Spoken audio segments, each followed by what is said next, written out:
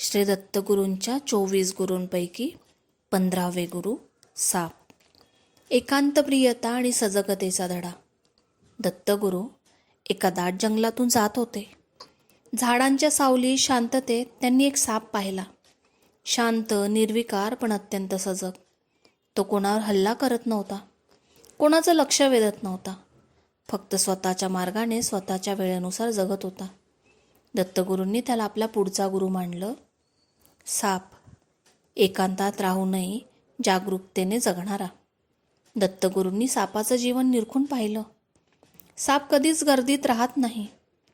तो शांत, एकांतप्रिय.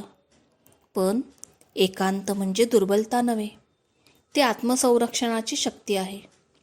तो आवाज करत नाही, स्वतःचं अस्तित्व दाखवत नाही, पण त्याचं प्रत्येक पाऊल सावध, सजग आणि विचारपूर्वक असतं. साप अनावश्यक भांडणं करत नाही, पण कोणी दुखावण्याचा प्रयत्न केला तर स्वतःचं रक्षण नक्की करतो. तो आपली कात टाकतो, जुनी त्वचा सोडून नवजीवन स्वीकारतो. दत्तगुरूंनी जाणलं, हीच तर खरी आत्मपरिवर्तनाची प्रक्रिया आहे. दत्तगुरूंना मिळालेला जीवनाचा धडा. सापाकडून दत्तगुरूंनी शिकले, एकांत म्हणजे दुर्बलता नाही, तो स्वतःला समजून घेण्याचा सामर्थ्यवान मार्ग आहे. अनावश्यक बोलणं आणि अनावश्यक संगती मनाला थकवतात. शांततेत शक्ती वाढते.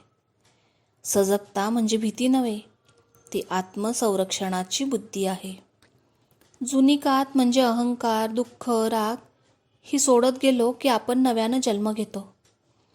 स्वतःचं अस्तित्व शांत ठेवा, पण योग्य वेळी स्वतःचं रक्षण जरूर करा. कधीकधी जीवन आपल्याला एकांताचा धडा शिकवतं, लोकांपासून दूर जाण्यासाठी नाही, तर स्वतःशी जवळ येण्यासाठी.